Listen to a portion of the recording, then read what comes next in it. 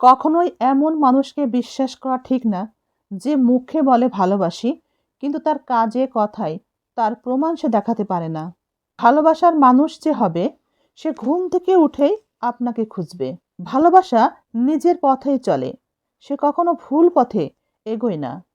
ভালোবাসার মানুষটি ঘুম থেকে উঠেই আপনাকে মনে করবে, আপনাকে তাই খুঁজবে। ভালোবাসার মানুষটি তার প্রতিটা আনন্দঘন মুহূর্তগুলোতে আপনি পাশে না থাকলে সে আপনাকে মিস করবে। গল্প বলা বা শোনার জন্যে তার কোনো লোকের প্রয়োজন পড়বে না।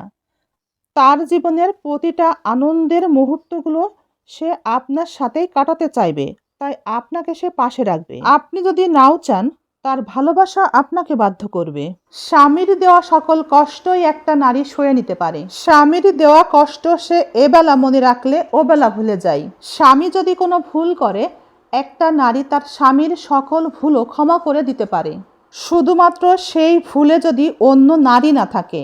একটা বিবাহিত নারী তখনই সুখী হয় যদি স্বামী ভালো হয়, কিন্তু স্বামী যদি খারাপ হয় সেই নারীর জীবন এই দুনিয়াতেই এক টুকরো জাহান্নামে পরিণত হয়। ব্যাপারটা কেমন হয় বলেন তো?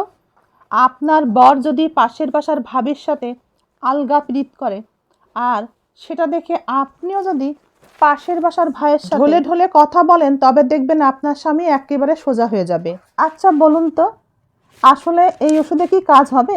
রোগ সারতে রোগের চিকিৎসা দিতে হয়, রোগীর না, তবে বোধহয় কাজ হবে। কি বলেন? আমাদের মনে রাখা উচিত, পৃথিবীতে সকল সমস্যার সমাধান মাত্র তিনটি: হয় মেনে নাও, না হলে বদলে দাও, তা না হলে তুমিই বদলে যাও।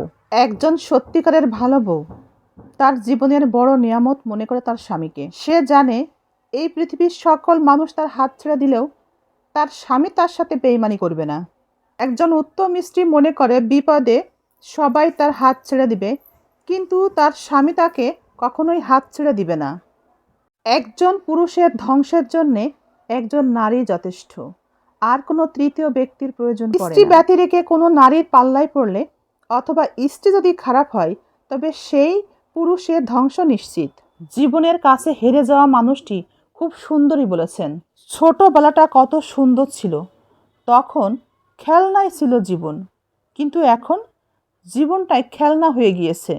মানুষগুলোও যেন হয়ে গেছে কেমন, কেউ স্বার্থ ছাড়া বন্ধুত্ব করে না, আর প্রয়োজন ছাড়া খোঁজও নেয় না। ঘরে স্বামী থাকার পরও যদি আপনার পরপুরুষকে বেশি ভালো লাগে, ঘরের স্বামীর থেকে যদি আপনার মোবাইলের মেসেজ আপনার কাছে অনেক বেশি আকর্ষণীয় মনে হয়, তখন আপনি বুঝে নেবেন আপনার অন্তরটা নষ্ট হতে শুরু হয়েছে। কেননা আপনি হালাল খাবার ছেড়ে হারাম খাবারের দিকে বেশি ঝুঁকে পড়েছেন।